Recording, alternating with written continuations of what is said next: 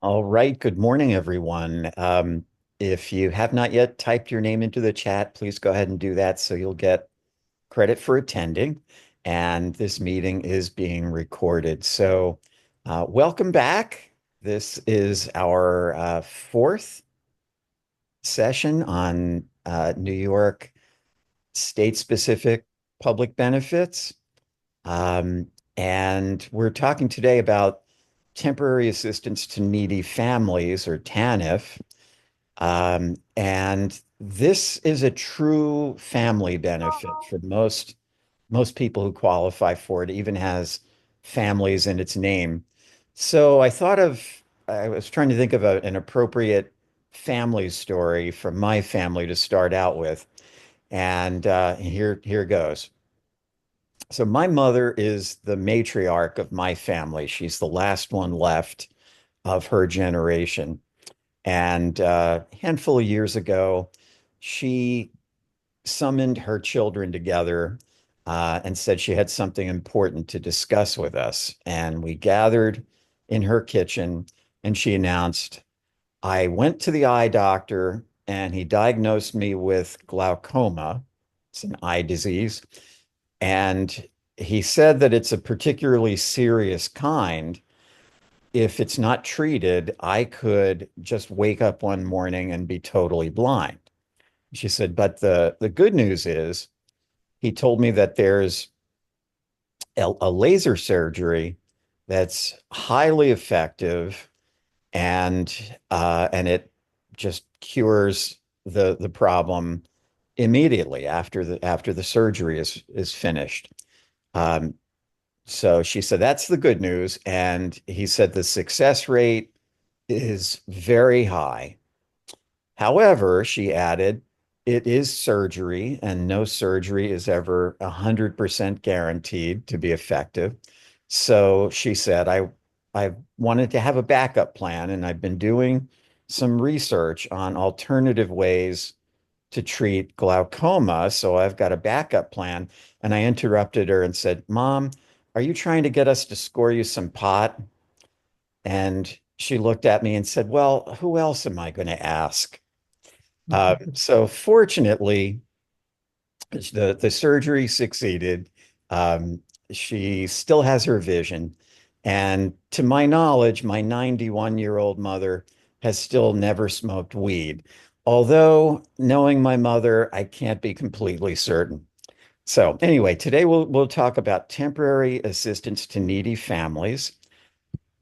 And New York calls this benefit temporary assistance, which I love. It's one of the rare examples of a government bureaucracy actually shortening the name of a program. So it's called temporary assistance, but it's actually divided into two types in New York. There's one called family assistance, which is the federally funded TANF, Temporary Assistance to Needy Families program. And then there's another one called Safety Net Assistance, SNA for short, which is funded by state and local funds in New York. This is not common. New York is very generous in this regard. Most states do not have a separate state and or locally funded uh, income support program like this. Now, the TANF program replaced the Aid to Families with Dependent Children program when so-called welfare reform was instituted in 1996 under President Clinton. Um, and replacing aid to families with dependent children did made several very big changes in the program. One is it made it temporary. There is a lifetime limit for most people who participate. And secondly, it mandated work requirements. So we'll be referring to that for the duration of today. So, what's the purpose of the program? It's to help low income families with dependent children financially, but temporarily. And The FA or Family Assistance Program is only for families with at least one dependent child. And we'll talk about age of the child, et cetera, momentarily. And safety net assistance, SNA, is for eligible individuals and families with low income who don't qualify for family assistance. So this one is not just for families. It can be for single adults, couples without children. It can be children who are living apart from any adult relative. Um, some families of a person who's found to have a substance use disorder and is refusing screening, assessment, or treatment.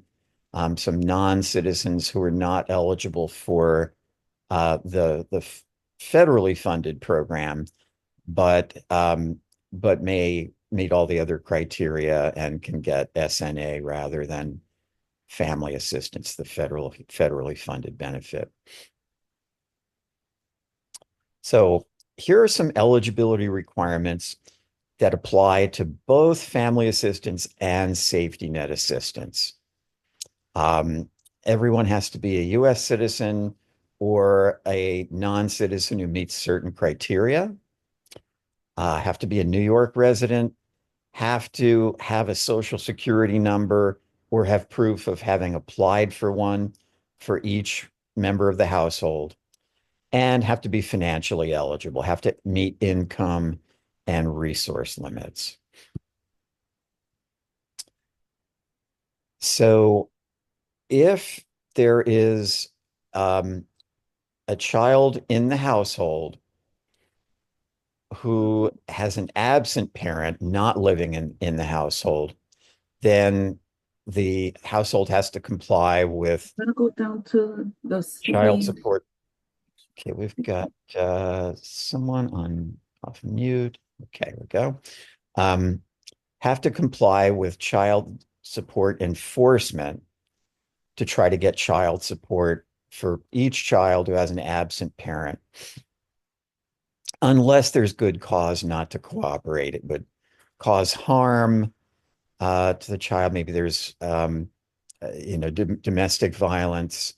The child was the result of incest or rape, or the household is working with an adoption agency to have the child adopted. Okay.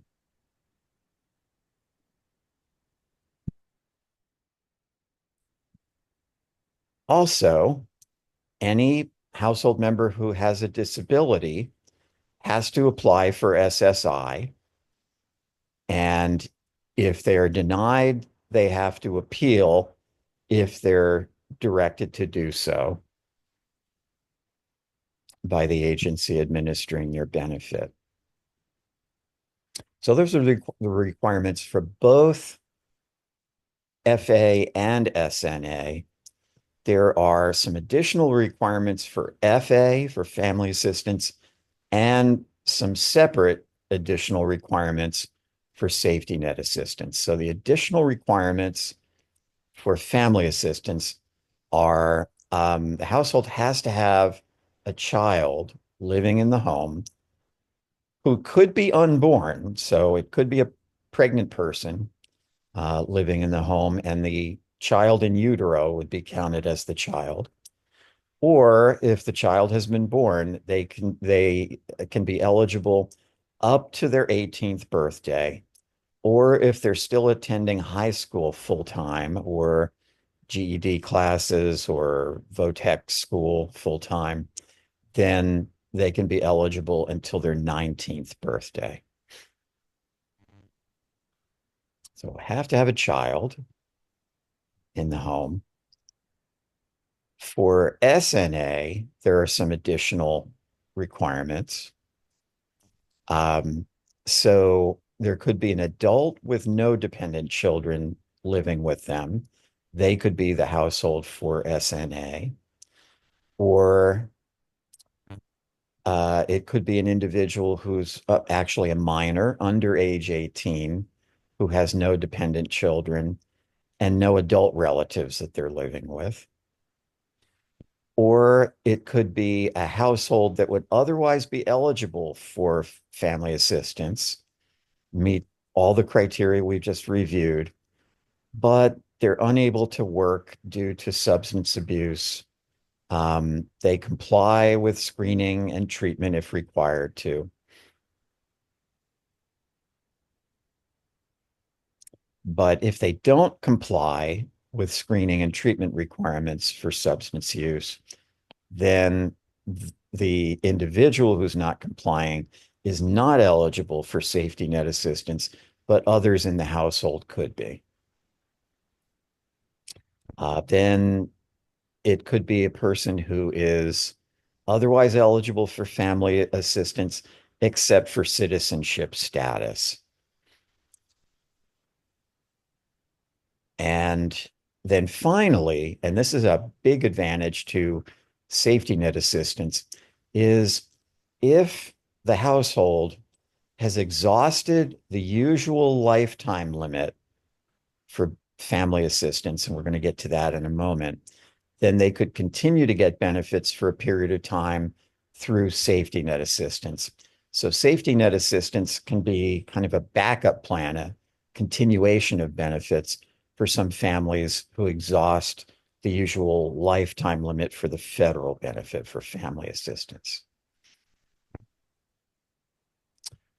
So, as always, with benefits that are not just for an individual, that may be for a group, the first order of business is to figure out who's included in the group.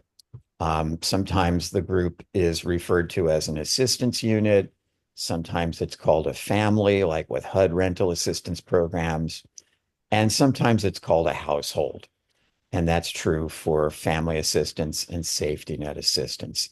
The group of people living together or single person who are considered for eligibility purposes, their income and resources are counted. They are included in the number of people in the household. That's going to be, in this case, the household.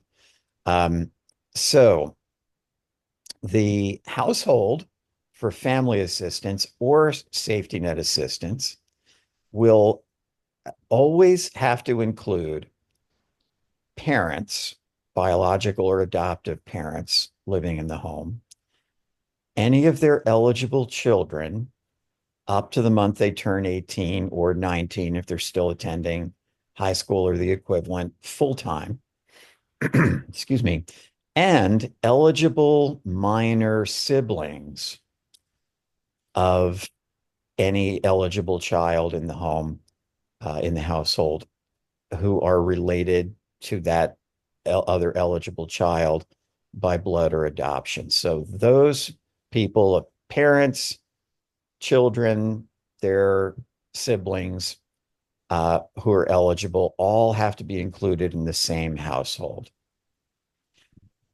Now, there are other people who may or may not be included in the household. The household can decide whether certain other people are going to be included in the household or not.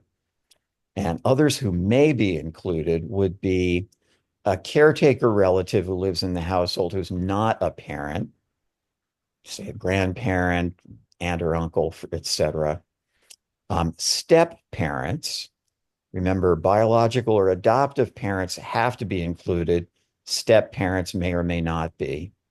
Step siblings of eligible children may or may not be. Blood siblings of a minor child who is eligible, if those siblings are 18 or older and live in the household, they could be included. And then there are certain others. The rules get fairly complicated. So rather than giving an exhaustive list, I'm just referring to the temporary assistance source book chapter and section that covers this.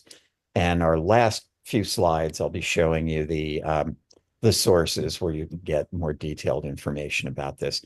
But that pretty much covers who I would expect might be in a household. So we've got some who are required to be in the household, they must be, and others who may or may not be.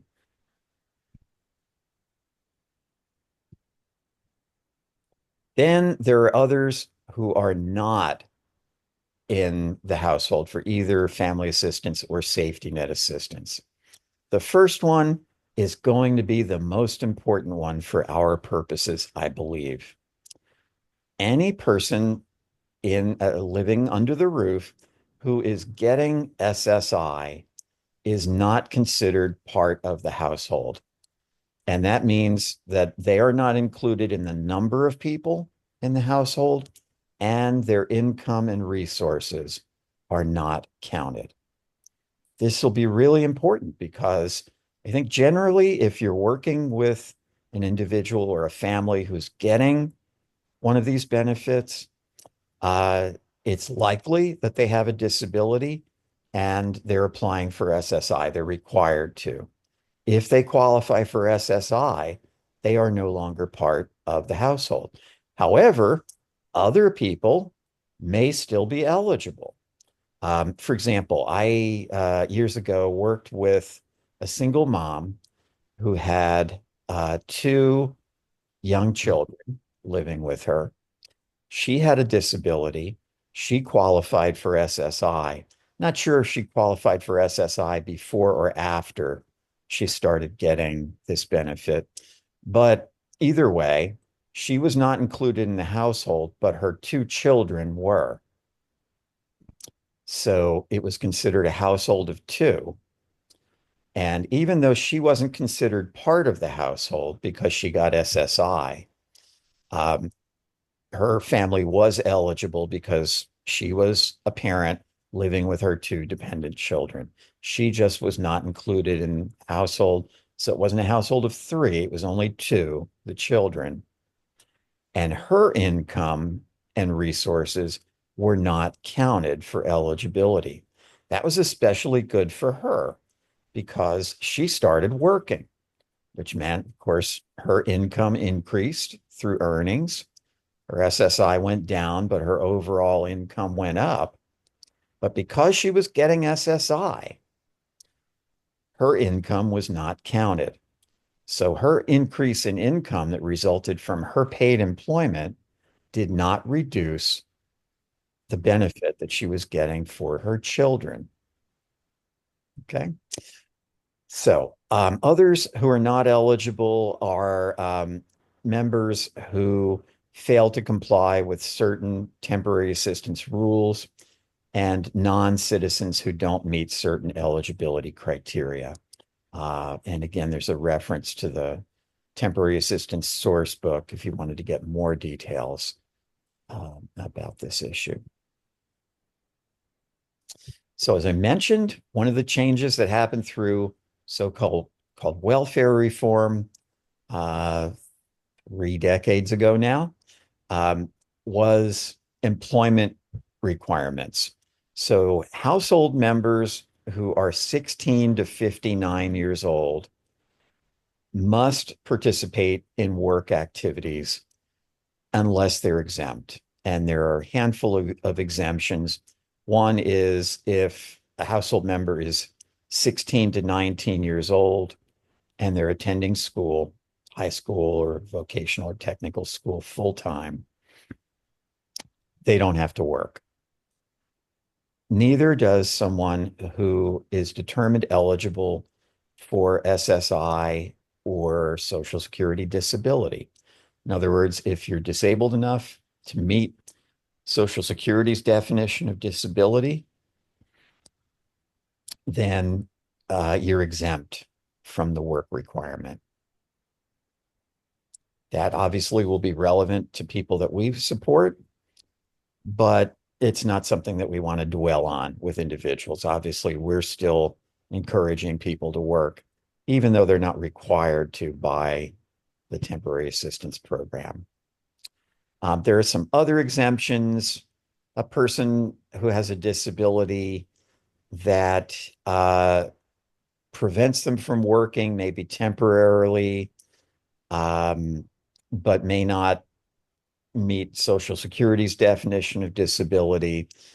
They may either be exempt or they may be determined to be work limited, which means that they maybe don't have to meet the full work requirement. If they're ill or injured for up to 3 months, they'd get a temporary exemption. If they have to care for another household member who has a disability, they're in the last month of pregnancy, they have to care for a child who's under 12 months old, they can get an exemption for a few months. So there are some temporary and some long-term exemptions from the work requirement. But the one that's going to be most relevant to us generally is going to be if you're getting a benefit based on disability from Social Security, you're technically exempt from the work requirement. So others who are 16 to 59 years old who are not exempt from the work requirement are generally required to participate in work as soon as practicable. There is no definition of what as soon as practicable means, but there is an outside limit. It can't be later than 24 months from when the assistance begins. And uh, and household members who are 16 to 59 years old, not exempt, have no dependent children, um, have to participate in work activity again as soon as practicable, and that may be sooner than if they had young children.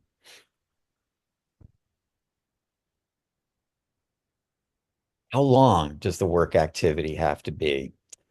So for a single parent family, um, the rule says a true single parent family, and I have described that in parentheses here.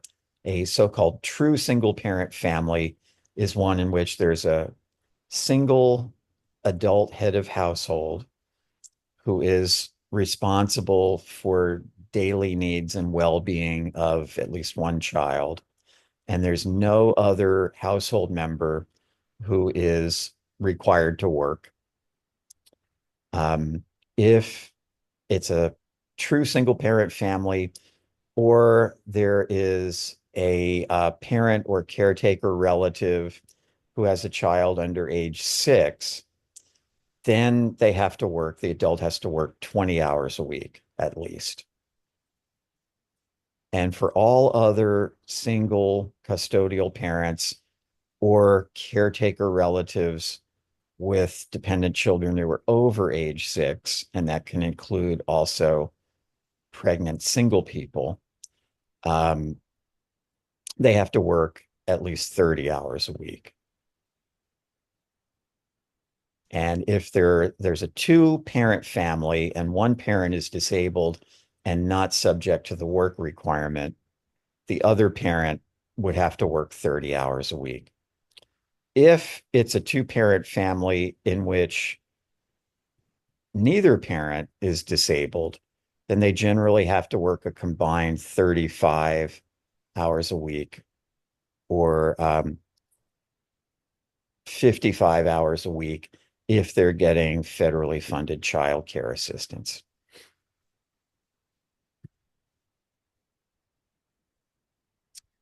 Okay, I'm going to pause just for a moment, see if anyone has any questions so far.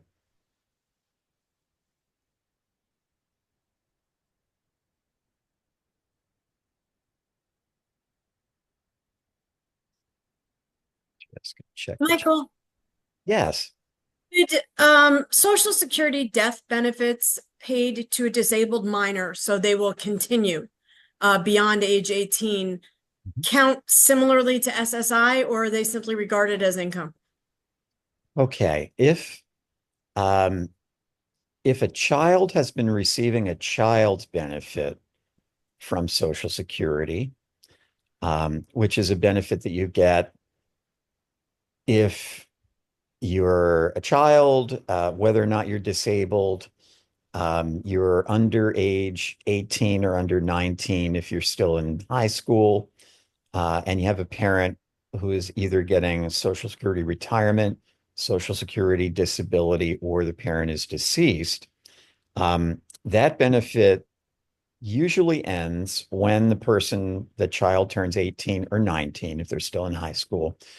But as your question suggested, you can continue that benefit and get it converted to a childhood disability benefit, which is still more commonly known by its old name, disabled adult child benefit, if you have a disability that meets Social Security's criteria. So you can make that conversion at age 18 or 19, whenever the child's benefit would end.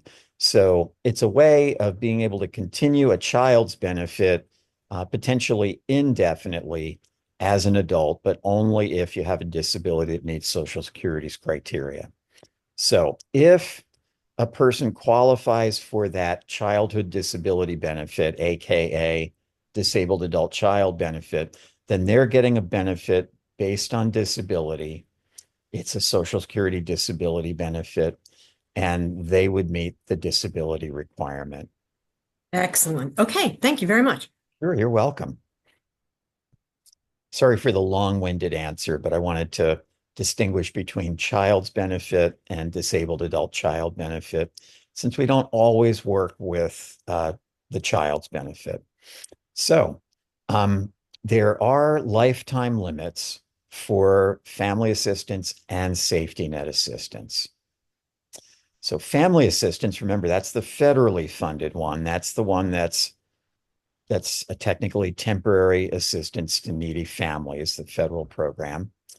That is not paid directly to a household that includes an adult who's received the federally funded assistance for 60 months in a lifetime, unless they qualify for an exemption. So the usual lifetime limit is 5 years, 60 months. And that's true if any adult in the household has received that federally funded assistance for 5 years. But there are exemptions that we'll get to in a moment.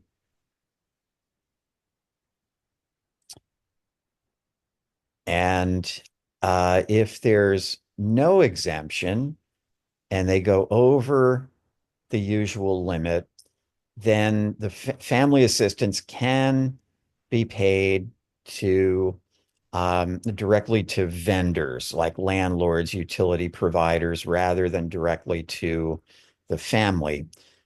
But an exemption is granted to an adult with a disability, including those who get SSI or state SSI supplement. Now, remember, of course, somebody getting SSI is not considered part of the household for family assistance or safety net assistance, but they could be maybe a parent of children in the household who are eligible, and those children could still be eligible.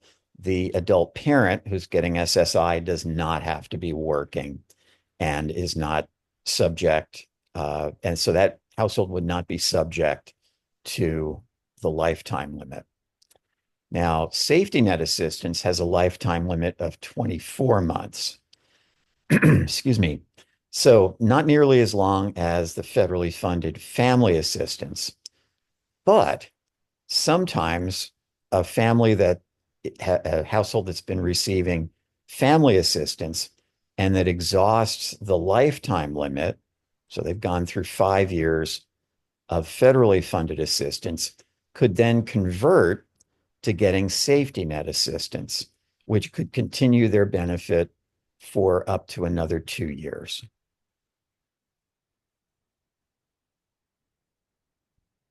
So New York is rather generous with this program compared to other states, in my experience. So what are some of the exemptions from the 60-month lifetime limit?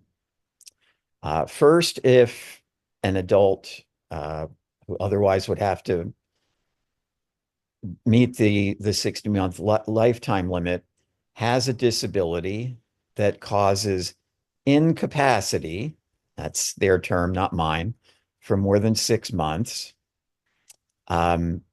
If an adult who'd otherwise be subject to the limit gets SSI or the state SSI supplement, if they have a disability that's expected to last at least 3 months that resulted from domestic violence, or if the household member has to care for a child who became disabled due to domestic violence.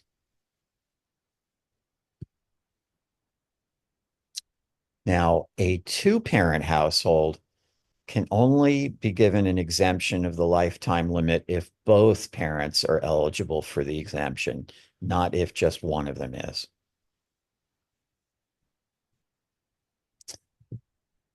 So temporary assistance is essentially a benefit of last resort, like some other benefits that we deal with. And if someone is eligible or potentially eligible for other benefits, they have to agree to apply for them and accept them if approved. So household members who have long-term disabilities have to apply for SSI. That's pretty much standard. And household members who may be eligible for other benefits like Social Security benefits, unemployment, veterans benefits will be directed to apply for them, and they have to accept them if approved. And now let's get into the financial limits. There is a resource limit, but it's not the same for every household. There are actually 3 different resource limits depending on the household circumstances. So for a household that is applying for family assistance or safety net assistance, so they're not yet getting the benefit, their resource limit is generally $2,500 for the household. Now, if they're applying for family assistance or safety net assistance, and at least one member of the household is at least 60 years old or disabled, then they get a higher resource limit of $3,750. The third resource limit is for a household that's already receiving family assistance or safety net assistance, and that's $10,000. So they want to keep the resource limit quite low for a family that or household that is just applying for assistance. But once they've become eligible and they've started getting benefits, then they've got a much higher resource limit, which seems like a fairly good matter of public policy. Once people are getting the benefit, we want to be able to encourage them to save more money, especially if they're required to work. So most resources are counted against the resource limit. And examples would be cash, bank accounts, pensions, real estate, certain personal property. But very importantly, there are resources that don't count. And most of them are very similar to, if not identical to, the kinds of resources that don't count for the SSI program.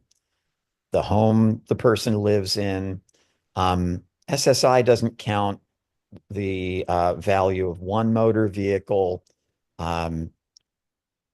temporary assistance or family assistance and safety net assistance don't count the first $12,000 in equity value of a motor vehicle. Property used to produce income. So this would be like the property essential to self-support for the SSI program. The safety net assistance program actually has a plan of self-support that's vaguely similar to PASS, Plan to Achieve Self-Support in the SSI program, and income exempted under safety net assistance plan of self-support is not counted as a resource. Clothing, furniture, basic home furnishing items don't count. ABLE accounts. When we talked about HUD rental assistance programs, we talked about the family, excuse me, self-sufficiency program, which has an escrow account that gets paid into. Those family self-sufficiency accounts don't count as resources. Certain special needs trusts, earned income tax credit refunds, and some others, certain burial funds. And there's a complete list in the temporary assistance source book as designated on slide 21. There are also income limits, and this is where it gets a bit complicated. I'm going to slow it down a little bit here. There is an income limit, and there's a method for calculating the benefit amount for a household. So for both family assistance and safety net assistance, there is a needs test, and net income has to be below an amount called the standard of need. So this begs two questions. How do you determine net income, and how do you figure out the standard of need? Before I go any farther, you may have noticed that I sent you two emails yesterday, and the second one included a second document, which is this Word document called New York FA and SNA Needs Test and Benefit Amount 2025. This basically has the information that's going to appear on the next handful of slides, all in a single Word document, which should, I hope, be useful to you when you're working with families rather than having to sift through a dozen different PowerPoint slides.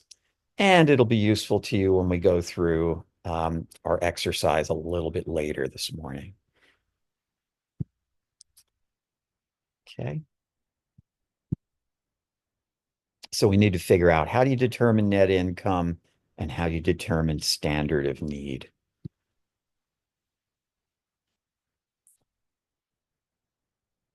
So when determining net income, there are certain disregards or exclusions from earned income that are applied to the household.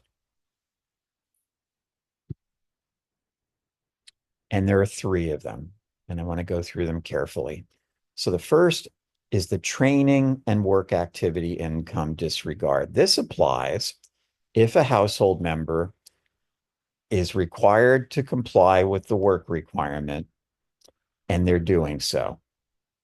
So they have enrolled in paid training or work activity as part of their work requirement for the program.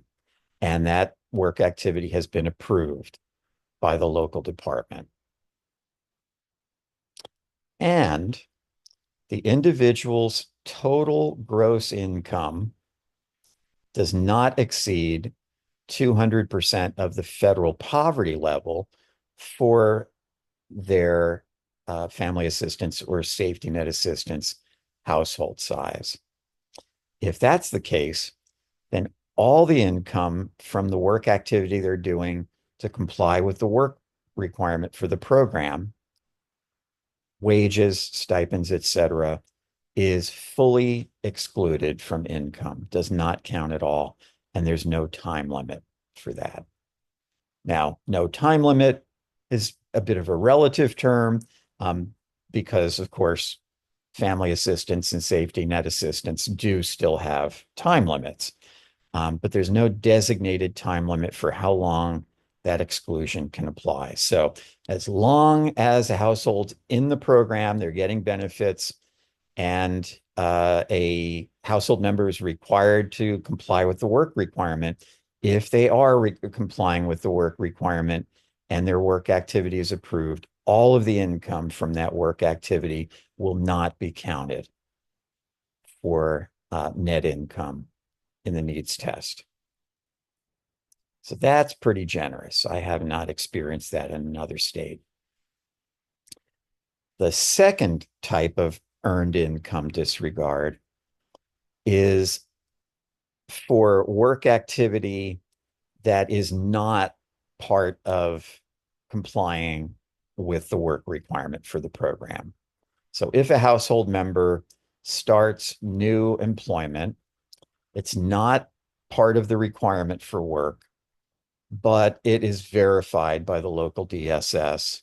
So they verify, yes, we verified you're working. These are your earnings. Then there's a one-time disregard of 100% of that earned income. Okay. And that applies only if, just like with the previous disregard, if the individual's total gross earned income doesn't exceed 200% of the federal poverty level for the household size. Okay, so all of the household's income, and please excuse me, I have to come off for a moment here. Yeah, so this disregard is one time for up to 6 consecutive months and once in a lifetime. Sorry, I could not see because of the captions. Couldn't see the bottom of the slide. So household member is working. Their work is not part of the requirement to meet the work standard. And their total income is under 200% of federal poverty for their household size. Then for up to 6 months, 100% of their earnings from that work will not be counted. And that's only once in a lifetime per household member. And then finally, there is a regular earned income disregard. So this could be applied after the one-time 100% employment income disregard. So after that 6-month period has been used up, they could switch to the regular earned income disregard if they're still working. Or if there's an adult member of the household who's working who didn't qualify for the one-time 100% disregard. Maybe because they had over 200% of the, excuse me, 200% of the federal poverty level earnings. And so they didn't qualify for the one-time 100% disregard. And the regular earned income disregard disregards 63% of the monthly earned income, plus $150 a month of the remainder. So that 63% until recently was only 50%. So it's nice that they increased it. The slight downside to it is it's not a nice round number. It's harder to remember than 50%.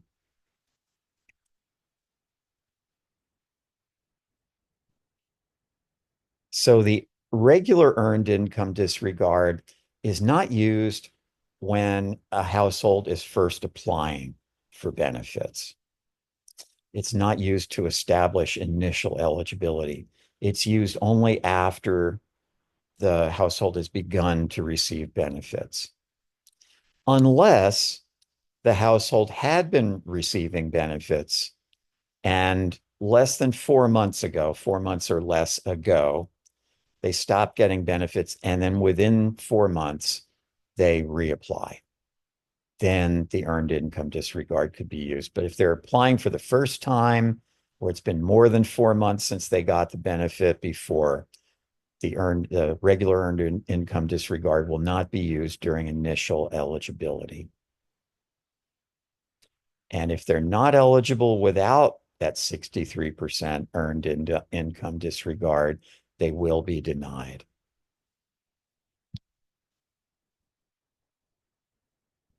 Now, if a household is eligible without the 63% disregard when they apply and they enroll, then the 63% earned income disregard will be applied.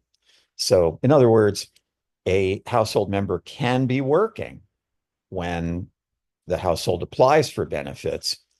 Earned income disregard can't be used to qualify them initially, but if they get in the door, then immediately the 63% earned income disregard can be applied for them and can be applied for continuing eligibility each time they get a redetermination, a renewal. Now, the 63% disregard is limited for certain households. It only applies to earnings up to the federal poverty level for the household size. But I'm not going into details about that. It gets a little complicated.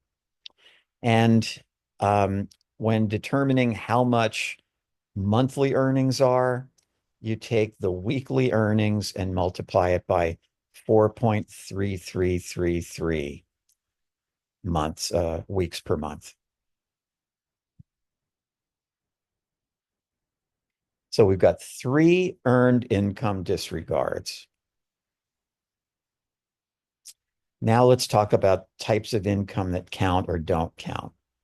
So most income does count, including if there's a step parent in the household, then and that step parent is not considered part of the household for family assistance or safety net assistance, but they're living under the same roof, then the step parent's income can be deemed to any eligible children in the household. So deeming is the same concept that we use with the SSI program for children living with parents or for spouses living together, where a portion of another person's income and resources are counted against the individual. Okay. But most income counts, but there are certain types of income that don't count.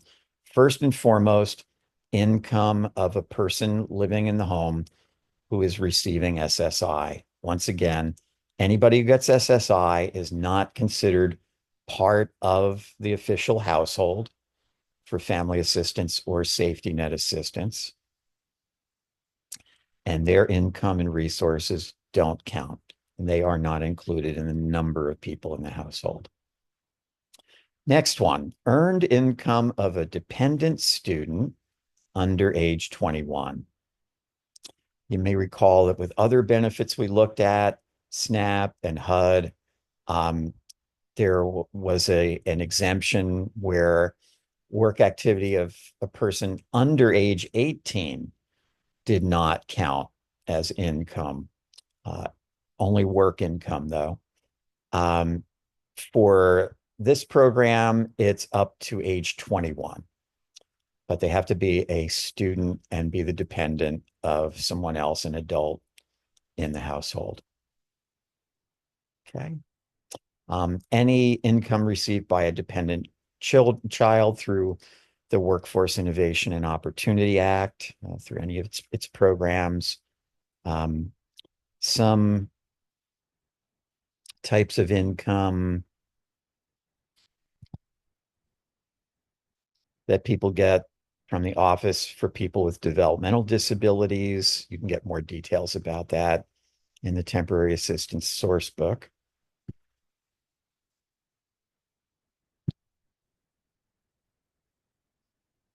The first $100 a month per child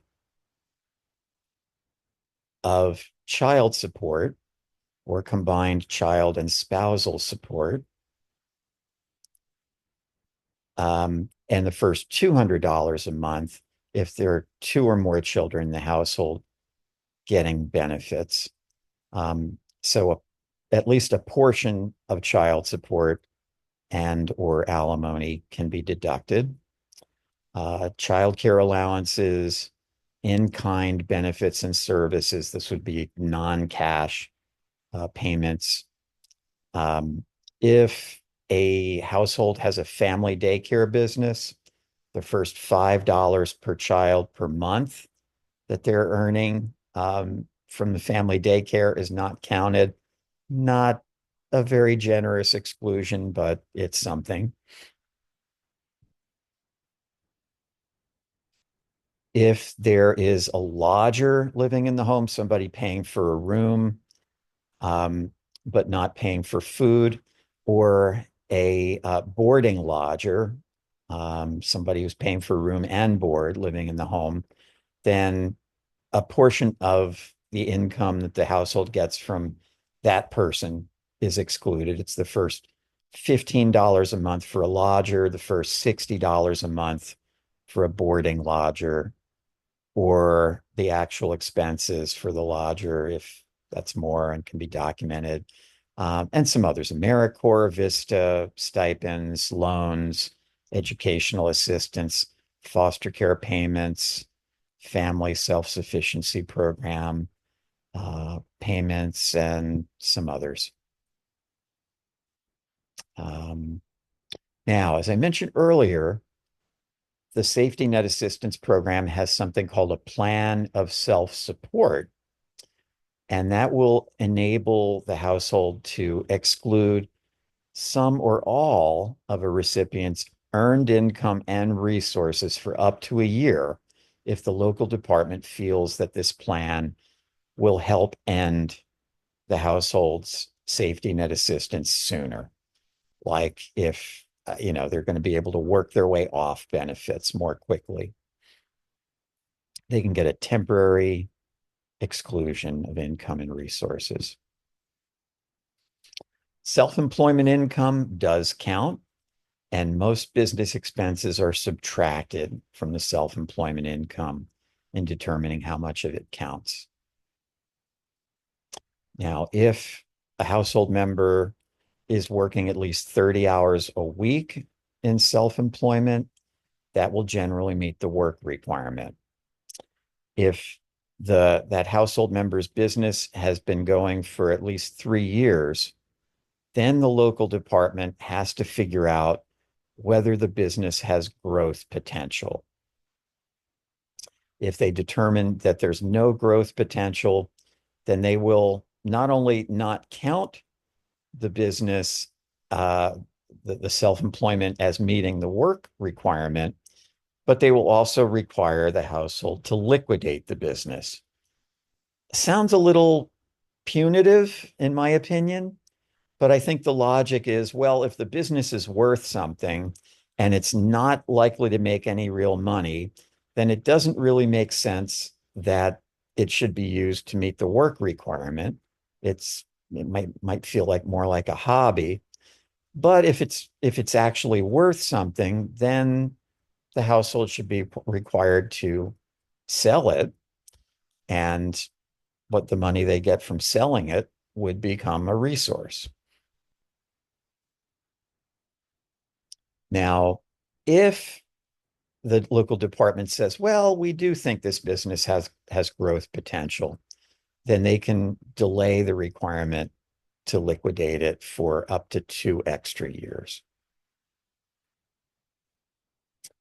Okay, and next we'll get into computing the monthly benefit amount.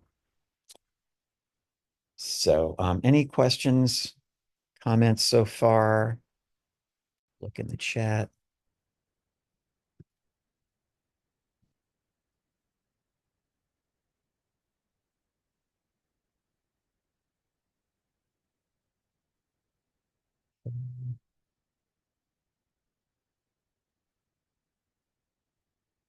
Okay, Marilyn, thank you very much for forwarding the email to Emily. Any questions, comments? Okay, let's move ahead then. So how do you figure out the actual benefit amount the household will get? First, the household has to meet the resource limit. They have to meet the needs test, and their benefit will be calculated this way. You first calculate a standard of need. You subtract the net income from the standard of need, and the remaining amount is called the budget deficit. And the family assistance or safety net assistance payment amount will be the budget deficit. So we still haven't figured out how do you calculate the standard of need. We know how to calculate the net income. You take income that's not excluded, you add all the income together, and you apply the relevant earned income disregard or disregards, depending on how many household members are working. And remember, there were 3 different possible earned income disregards. There are no other subtractions, such as subtractions from unearned income to calculate net income. So we know how to calculate the net income, but not yet the standard of need. So if the net income is less than the standard of need, then the budget deficit will be the payment amount, the benefit amount. If the net income is greater than the standard of need, then the benefit amount will be 0.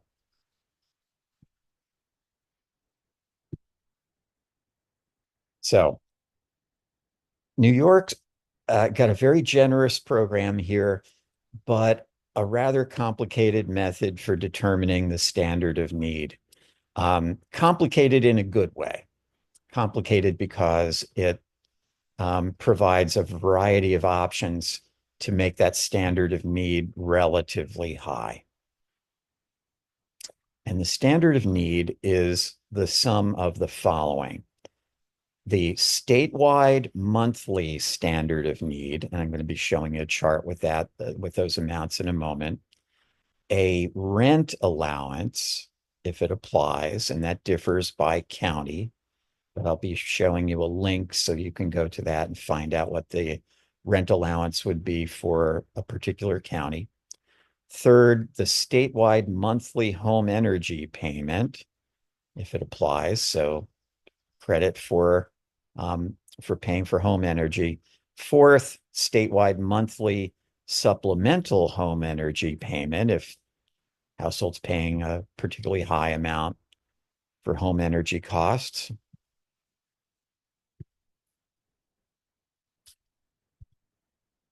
And certain other temporary assistance allowances that we'll talk about in a moment.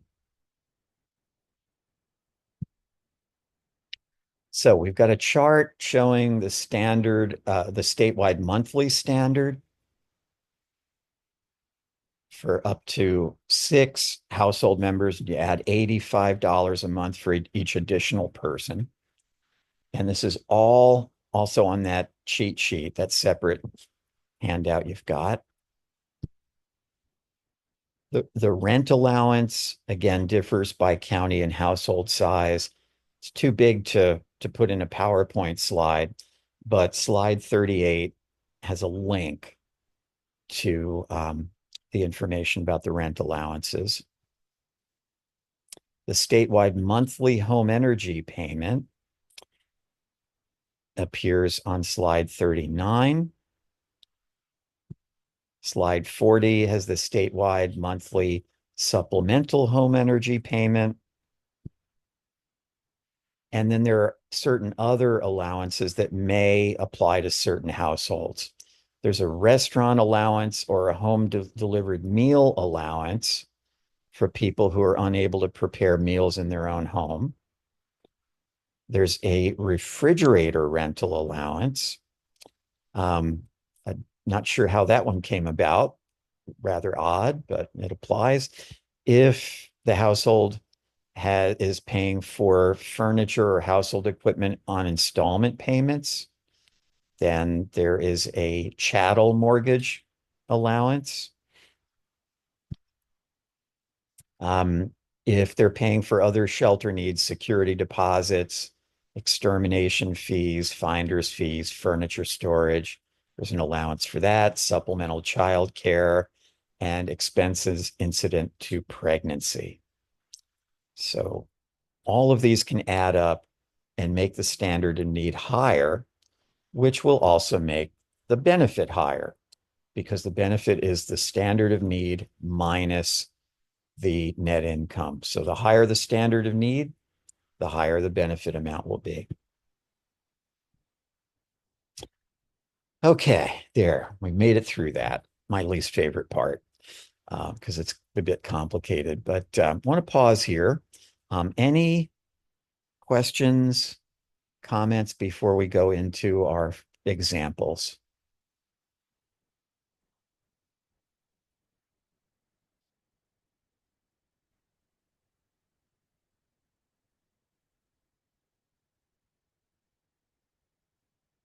Right, not seeing anything in the chat.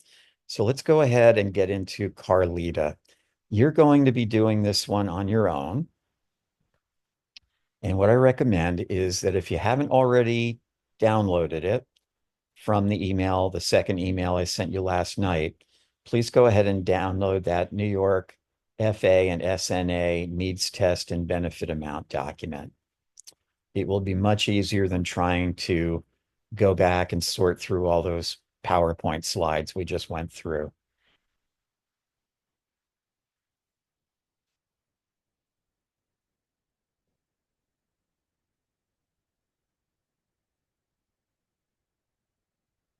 So Arlita is a single mom, lives with her two children who are 8 and 10 years old, and she gets a payment of $789 a month.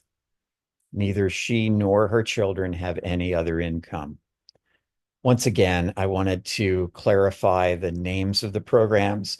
So at the federal level, this program is known as Temporary Assistance to Needy Families, TANF or TANF for short. New York calls the program overall Temporary Assistance or TA for short. And temporary assistance is divided into two kinds. The Family Assistance Program, FA, which is the federally funded one, federally funded through TANF, and Safety Net Assistance, SNA, which is the program that's for people who are not eligible for family assistance, the federally funded program, and it's funded by state and local government. You kind of need a scorecard to keep your benefit names straight here. So this family's standard of need is $789 a month. And I calculated that for you after adding up the various parts that comprise the standard of need. So now Carlita begins a job earning $15 an hour. Oops, didn't update that for 2025, where I know you've got minimum wage now of $15.50 at least in the state, but anyway, humor me. So she earns $15 an hour, 20 hours a week, which works out to $1,300 a month. And she needs to pay $150 a month for childcare so she can work.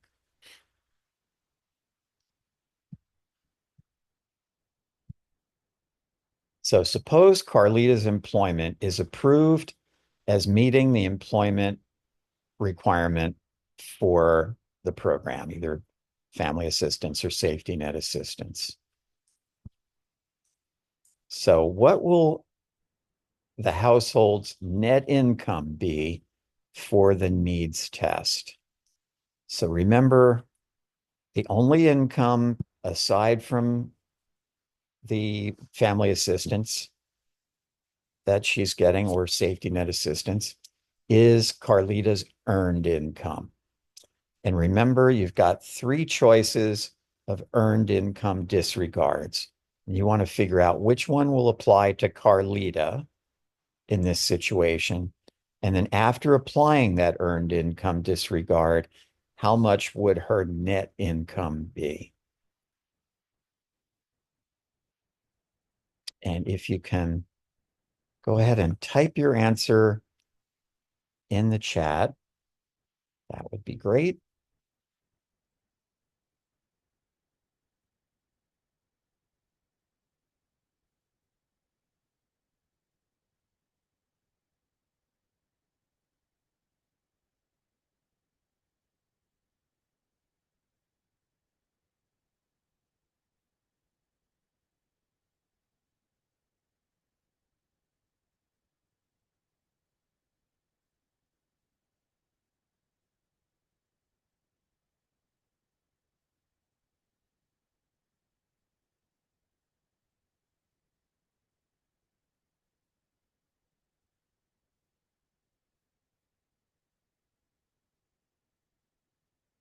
Okay, thank you for kicking this off, Marilyn.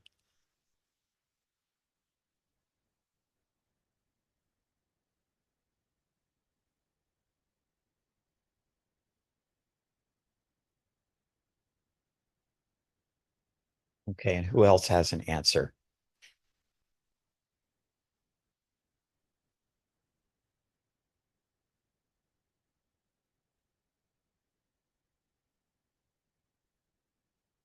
Okay, great. It's two. Sure, we can get more.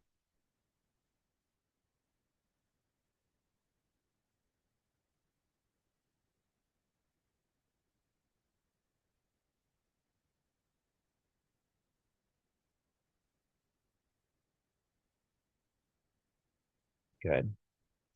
Okay, very good. Everyone who's answered has said zero, and zero is correct because she can use the training and work activity income disregard, which disregards the entire amount that she's receiving from the employment that is approved by the local department as meeting her employment participation requirement. And since that's her only income, other than family assistance or safety net assistance, and it's all excluded, her net income is zero. So, does she meet the needs test with net income of zero? That's just a yes or no.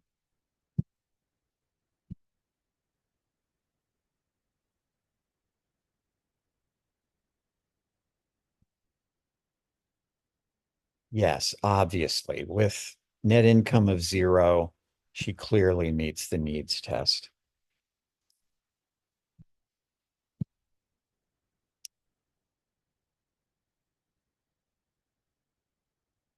Because her net income is less than the standard of need, which was $789 a month.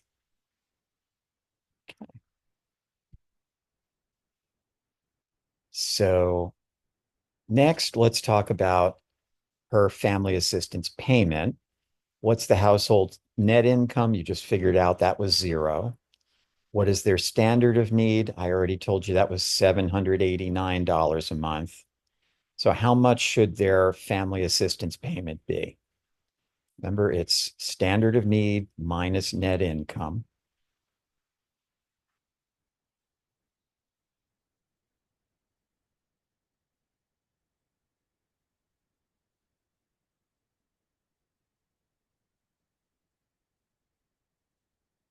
So once again, standard of need is 789. Net income is zero. So the benefit amount will be, yes, people are saying 789 a month. Thank you. That's exactly right. So Carlita's work, because all of the earnings are excluded through that training and work activity income disregard, will not be reduced by her work. So does Carlita's family have more income when she's working after deducting the child care expense she has to pay for?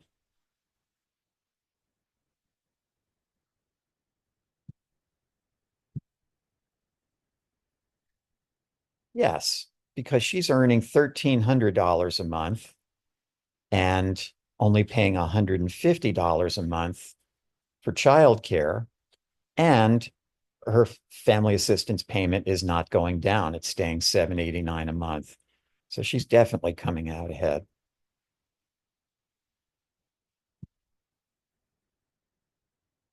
Her total income, even after subtracting the childcare, is $1,939 a month. All right, now let's shift this a little bit. Suppose Carlita's employment is not approved as meeting the employment or participation requirement. She works more than 6 months. She uses up the one-time 100% employment income disregard. So she can't use the training and work activity income disregard. She's used up the one-time 100% employment income disregard. There's only one earned income disregard left. And you want to figure out what is her household's net income for the needs test now, using that remaining earned income disregard.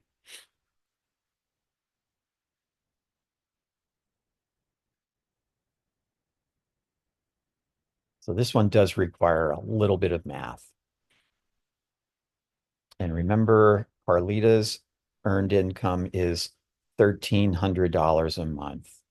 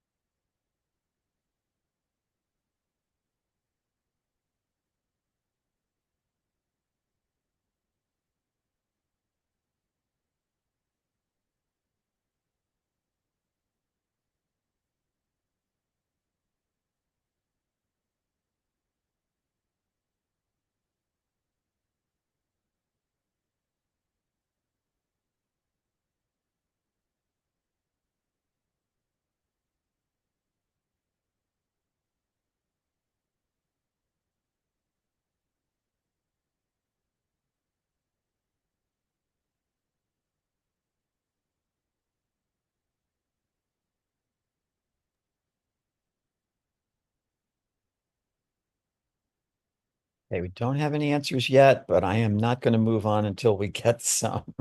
So what's the remaining earned income disregard that Carlita can use? It's the regular earned income disregard.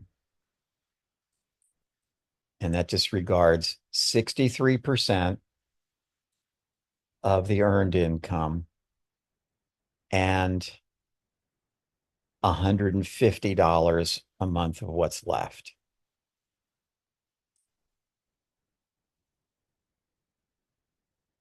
Okay, we've got a few answers here. Okay.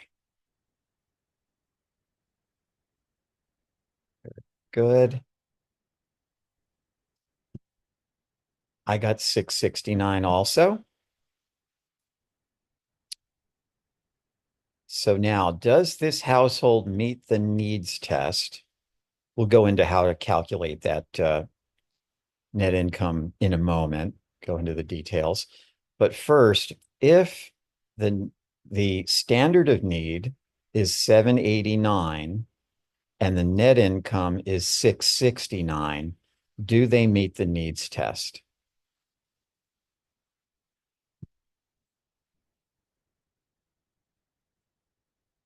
Yes, they do, because the net income is less than the standard of need.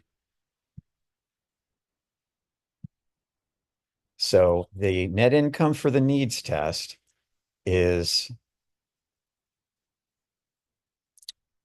uh,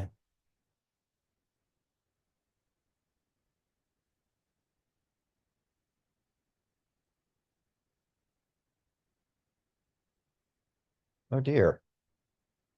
Actually, this is embarrassing. We calculated it incorrectly. I'm going to fix this and send you the revised PowerPoint. The 63% is actually the amount that's subtracted from the 1,300. So it should, in fact, be 37% of 1,300 would be the amount that's counted. In other words, 63% of the 1,300 is subtracted. You can see I do not have experience with this in New York. It should, in fact, be 481.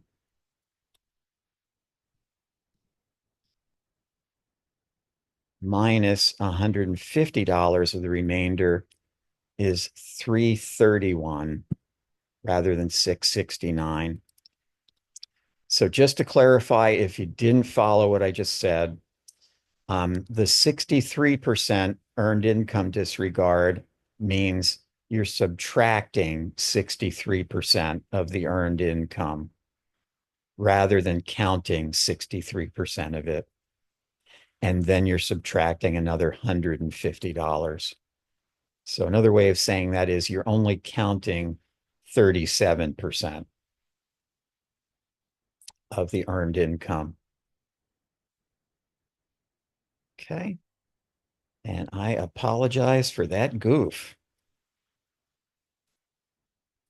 So the correct answer then for the net income is $331 a month. And that is definitely less than the standard of need of $789 a month.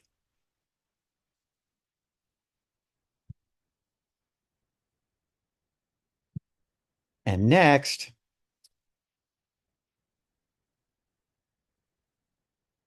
we want to figure out how much the family assistance payment should be. So what is their net income? We figured that is $331 a month. What is their standard of need? $789 a month. The family assistance payment amount is the standard of need minus the net income. So 789 and 331 are your numbers. And using those, you can figure out the family assistance payment.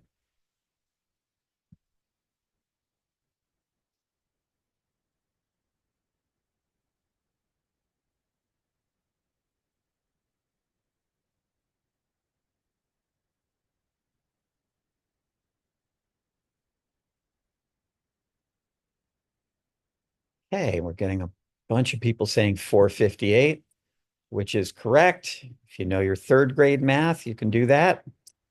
And then does Carlita's family have more income when she's working after deducting the child care expense?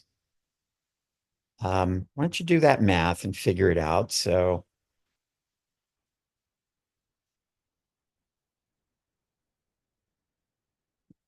total income is $1,300 from her earnings, plus the reduced family assistance benefit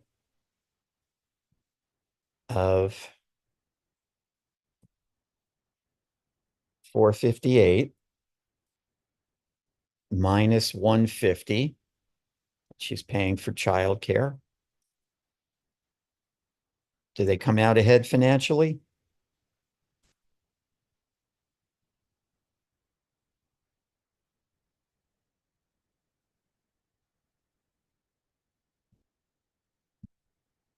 Absolutely, they do.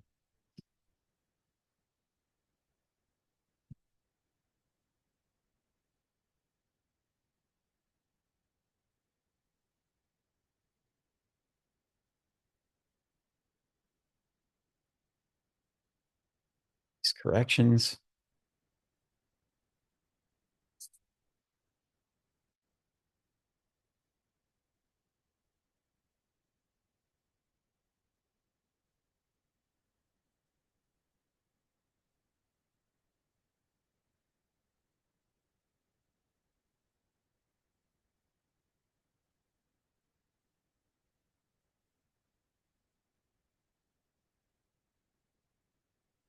Okay.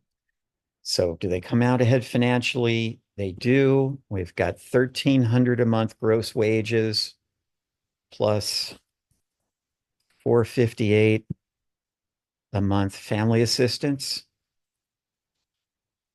minus $150 for childcare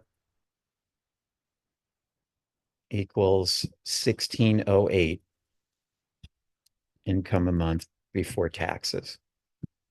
So they're definitely better off financially.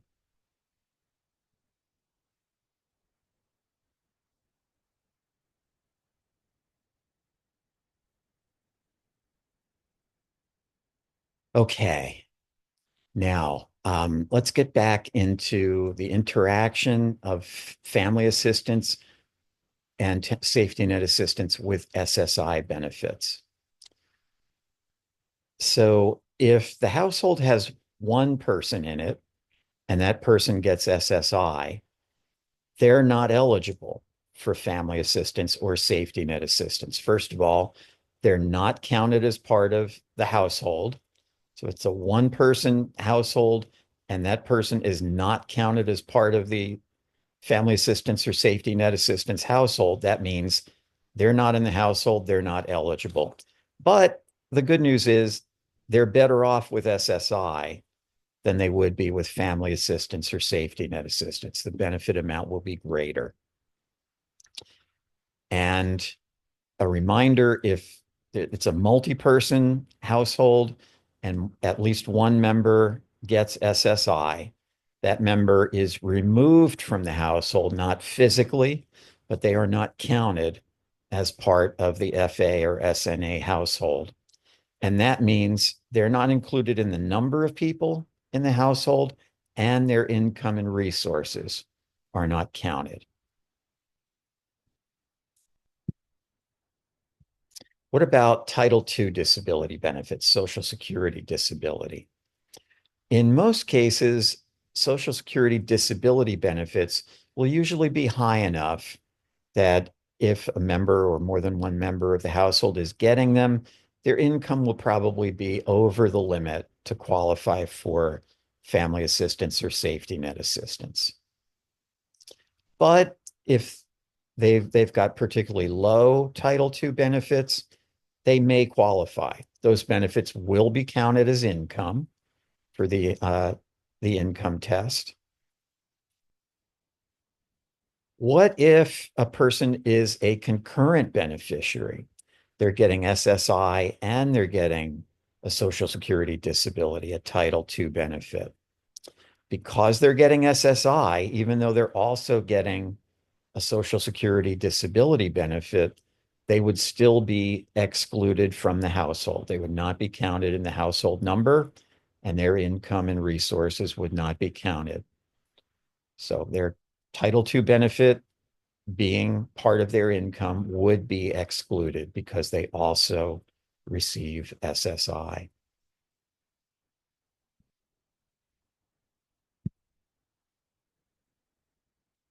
Right. With the factors in mind about the interaction between SSI and family assistance or safety net assistance, let's move on to our next example. And this is Herman, who's widowed, has 3 children under age 18. They live in New York City. They receive family assistance of $953.70 a month, and they have no other income.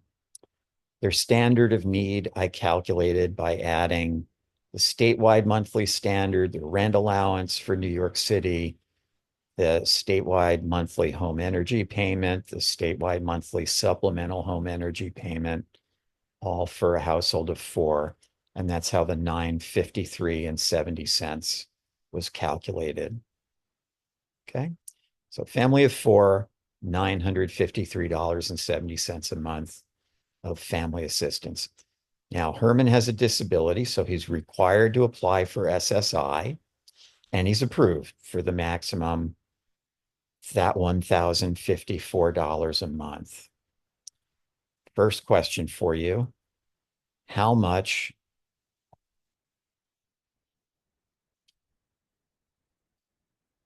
will Herman's family receive from family assistance?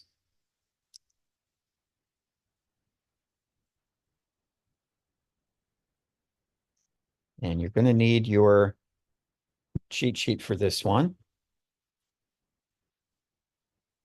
But I'm going to give you a clue. It's not going to take any real calculation.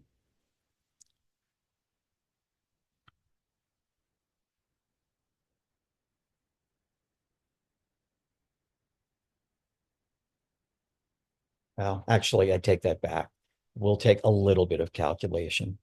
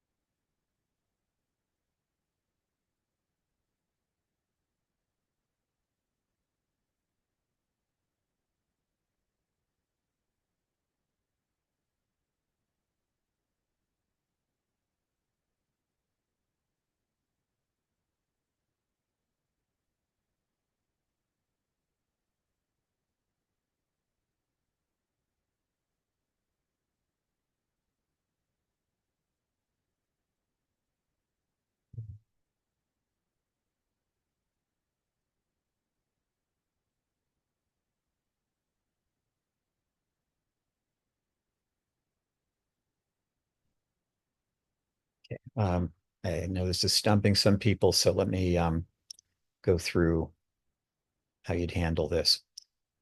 So remember, since Herman now gets SSI, he is removed from the household. He's not counted as part of the household. So now it's a household of 3, not 4 people. To figure out their standard of need, we had the amounts on slide 56.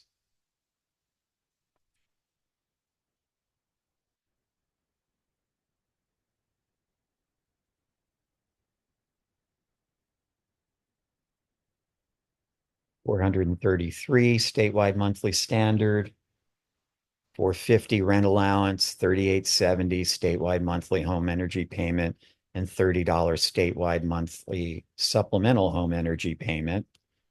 Those were all the amounts for a household of 4. Now we have to change the standard of need to a household of 3. So you're going to go back to your charts and look at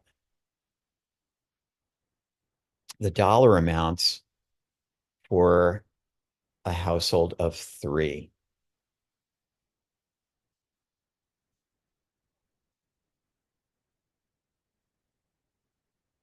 Actually, this one's a little more complicated than I thought because you have to look up the rent allowance for a household of 3.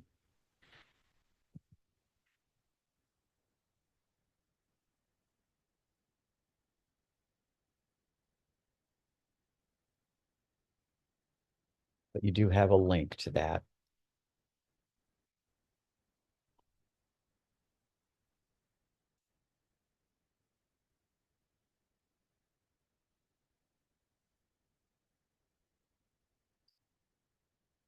After you've figured out the standard of need, then the question is, what would the net income be?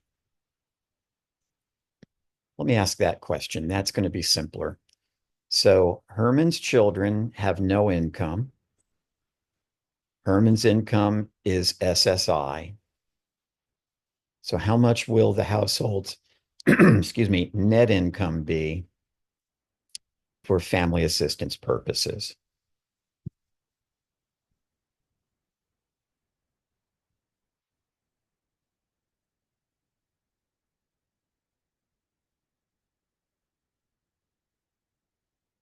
So remember, if Herman is not part of the family assistance household any longer, because he gets SSI, then he's not counted as part of the household. That reduces the number of people in the household from 4 to 3.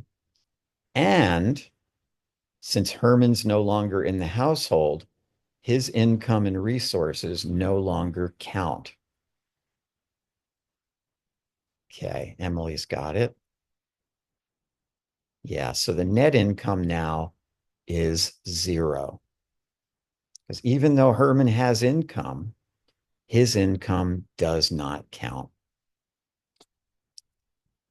So if you calculate the new standard of need using the dollar amounts for the various allowances and standards for a household of 3 rather than 4, then subtracting the net income of 0, the benefit amount will be that full standard of need.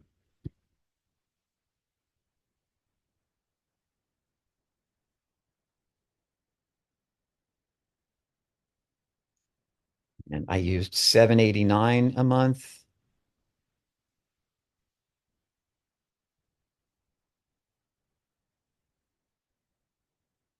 Using the statewide monthly standard of $336 a month, the rent allowance of $400 a month, the 2 energy payment allowances,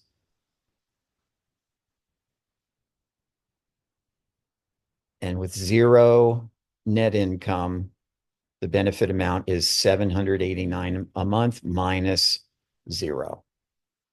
or 789.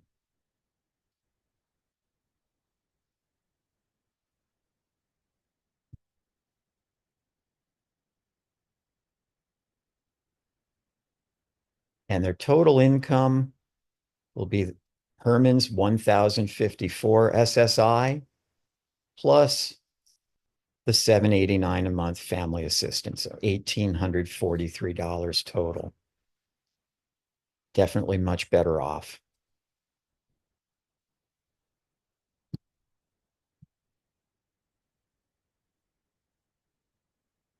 Right, what happens if Herman goes to work?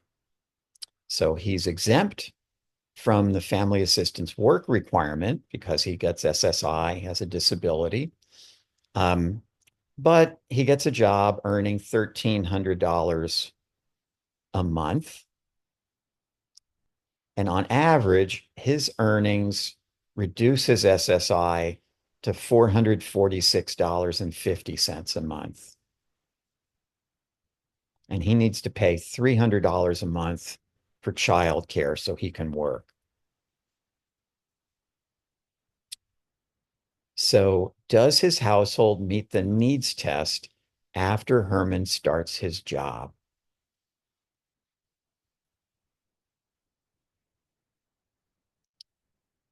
Okay, this one should not take any calculation. The key here, remember, is Herman gets SSI.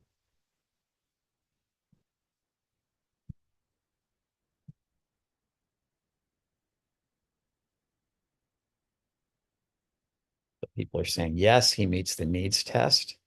That's correct. How much will the family's family assistance benefit be? Remember, before he started working and he was getting just SSI, his family was getting $789 a month of family assistance for a household of three. How much will they get now that he's working?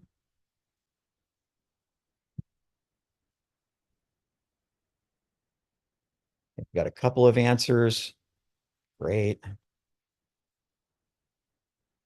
People are saying $789 a month, and that's correct. They're going to get the same benefit because even though Herman's income increased, he's working now, he gets SSI, not part of the household. His income doesn't count. So the benefit is not reduced. The net income is still zero for the other three household members, the three children. They have no income. And so his earnings will not reduce the family assistance benefit. Finally, how much will the family's total income be after deducting the child care expense? So you've got, let's look. Let's see, we've got $1,300 a month from Herman's earnings, $446.50 a month for Herman's SSI, $789 a month for the family assistance, minus the $300 a month he's paying for childcare. So how much net income will there be before taxes? Those numbers there for you for a moment.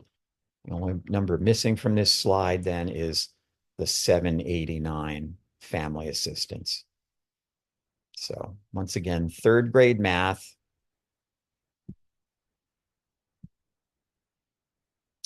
And people are saying $2,235.50.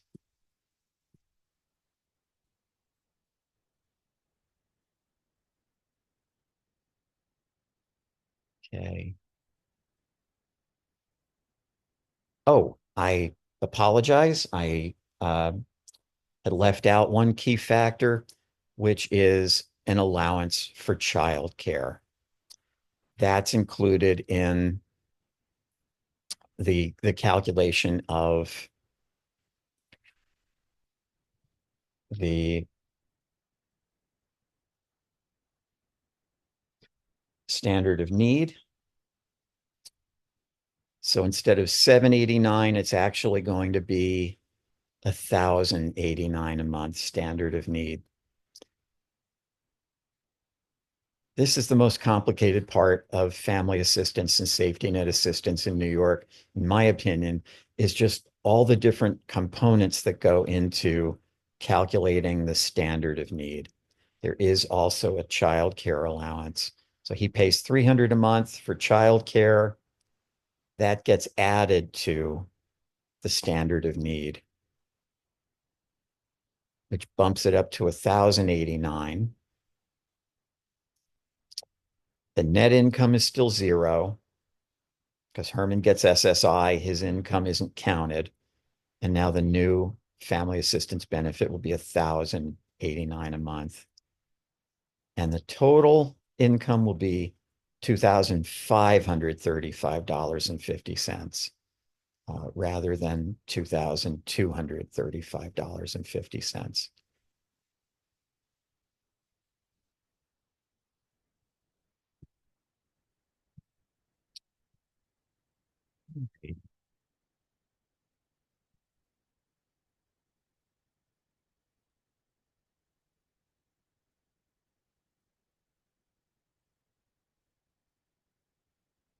Emily asks, does that count when he is excluded from the family?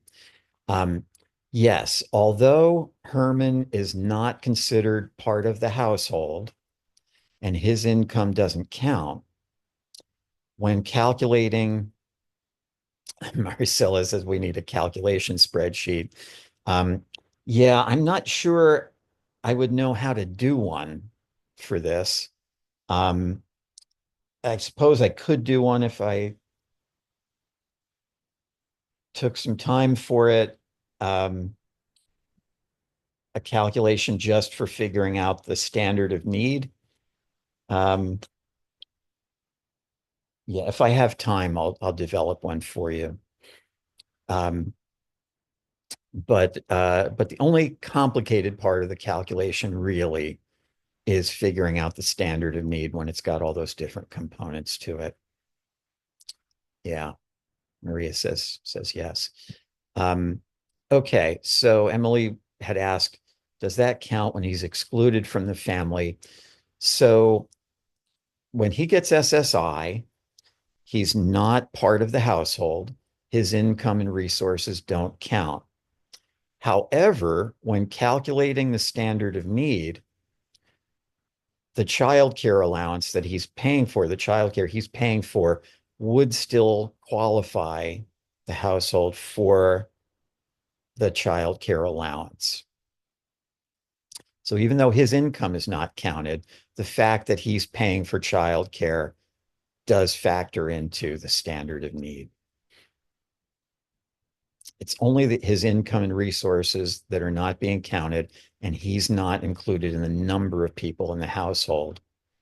But other factors would apply, like the child care that he's paying for. Yes, you're welcome, Emily. Yeah, it's a bit confusing,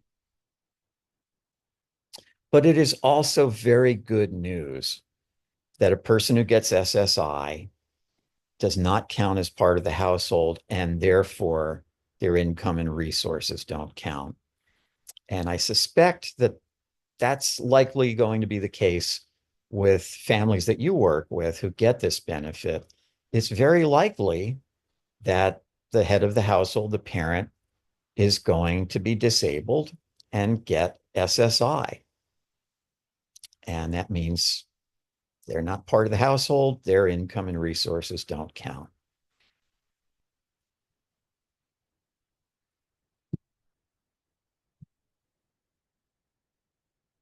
Yeah, I agree, Maricela. It's great news.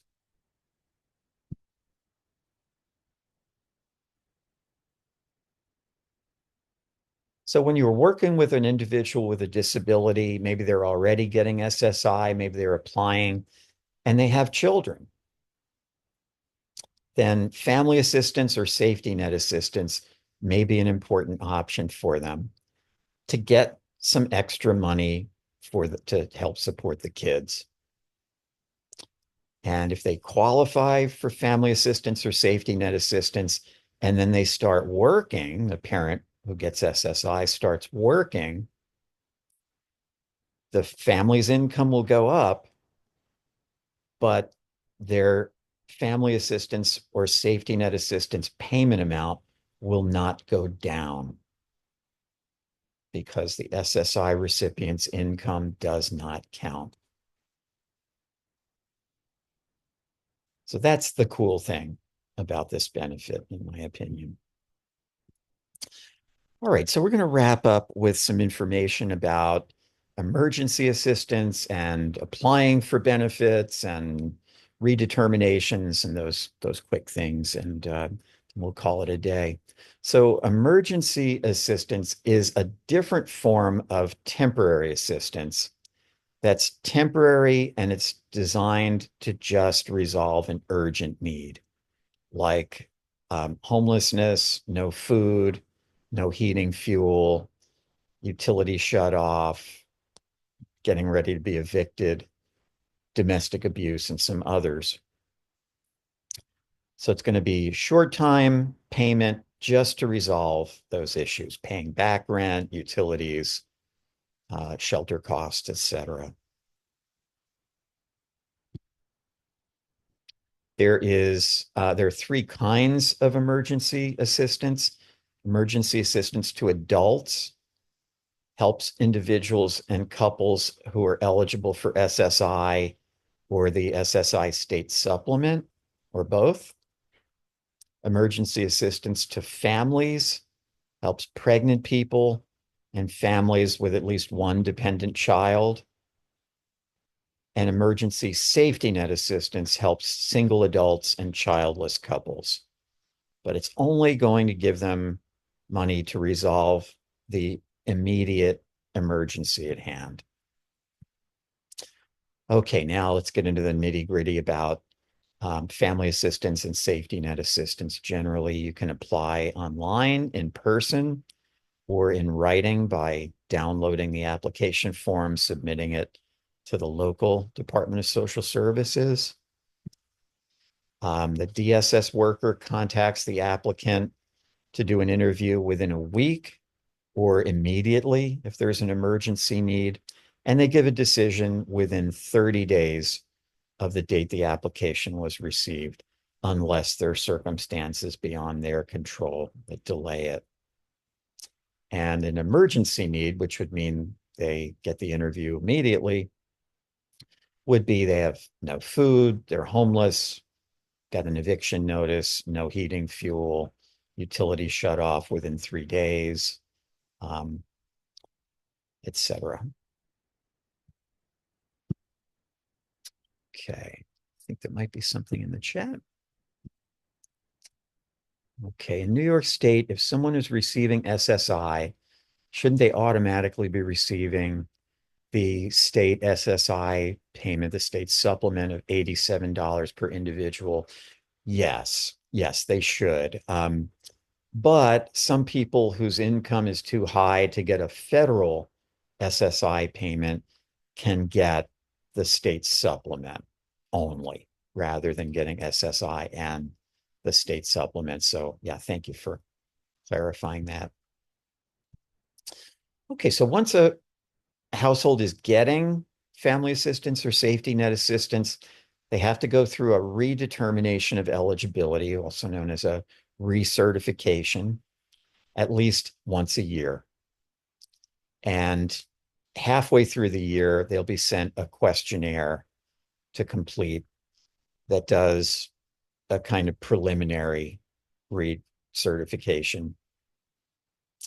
There's an interview for the redetermination.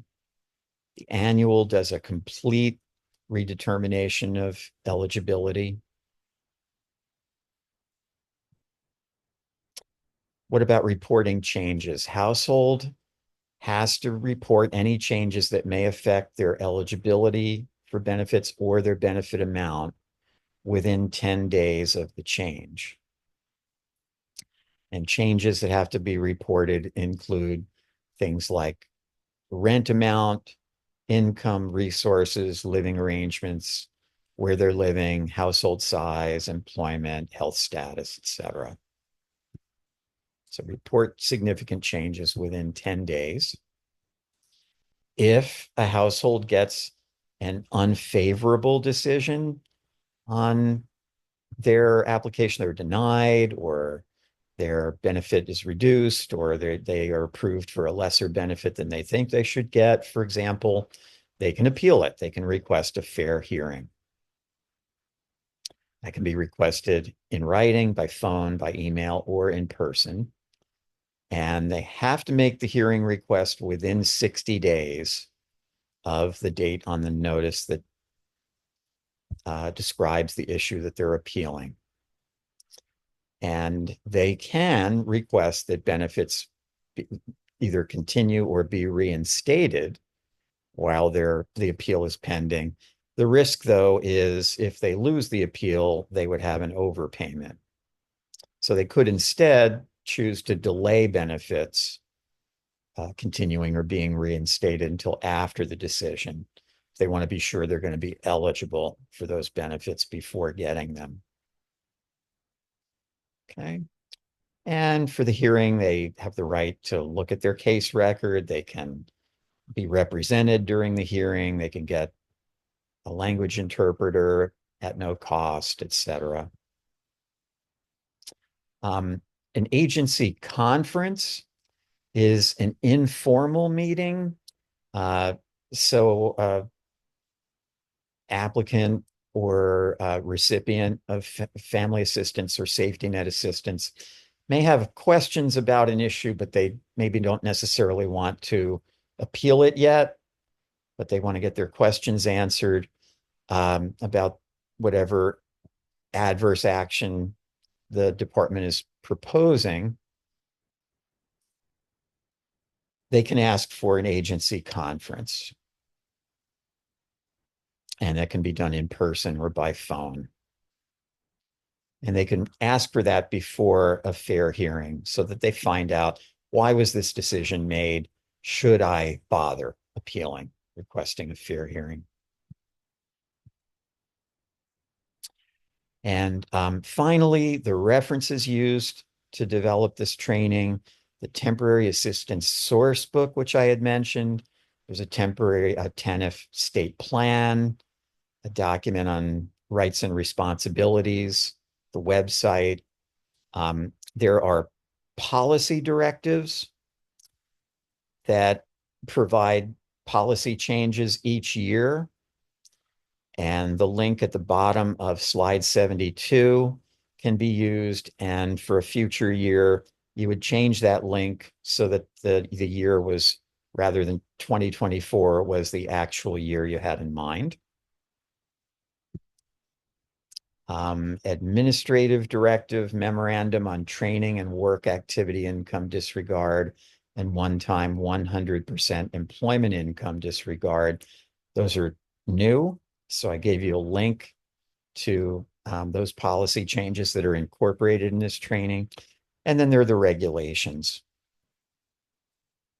There's also a screening tool that can be used for these benefits and some others like SNAP and Home Energy Assistance Program. It's online. The link is on slide 74.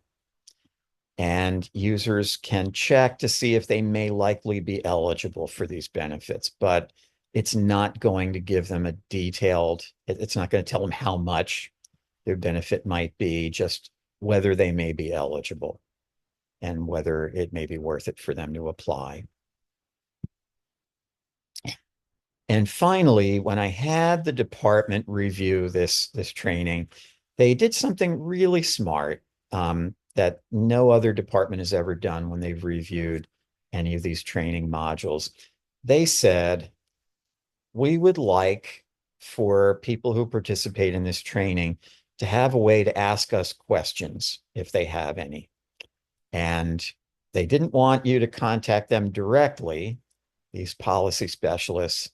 Instead, they said, give us a contact person who people with questions can contact with their questions. who will then forward the questions to the policy specialist. And Lisa Brown volunteered.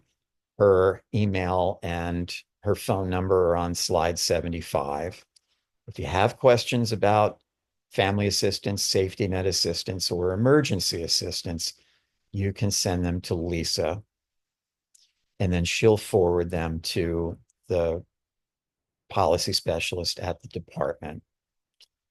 And clients who are getting benefits or applying for benefits who have questions about the benefit can go to their local social services district office, and the link at the bottom of slide 75 can be used to find the individual's local office to contact.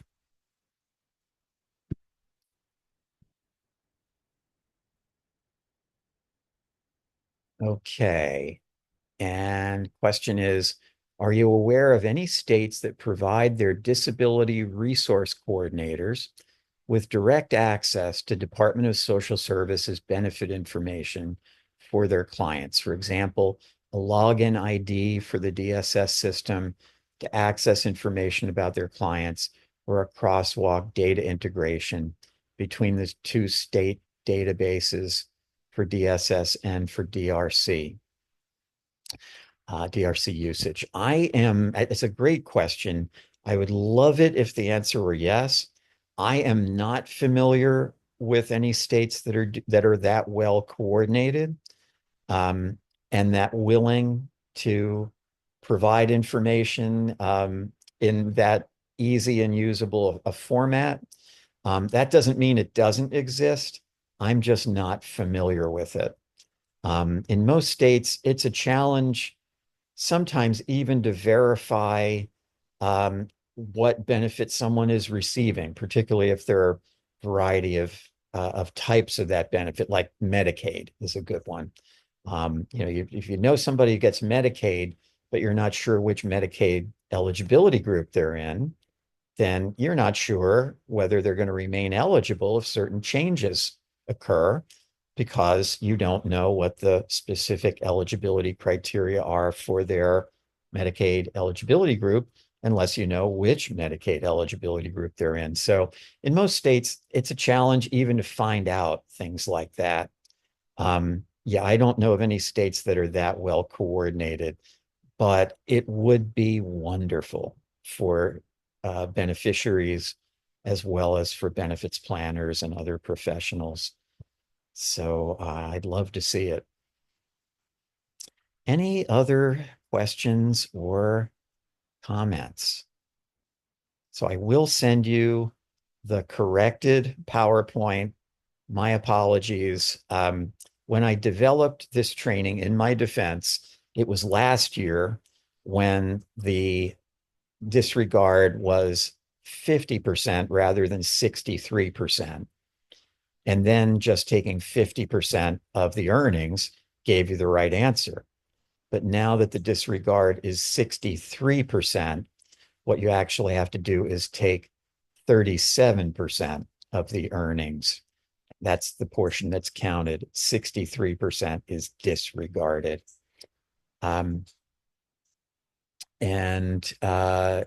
yes, be happy to email you the information. And I will also, if your email is not already in my list, I'll be sure to add you so that you'll get announcements about the remaining trainings, one for unemployment insurance and one for workers' compensation. You're welcome. All right. Anyone else? If you'd like to come off mute for anything, please feel free. If not, we will call it a day. And thank you very much, Maria. And everybody, have a great weekend. Look forward to seeing you for unemployment insurance. Bye-bye. Thank you. Thank you Thank you. Great training as always. Thank you, Michael. very much. Thank you. Thank you.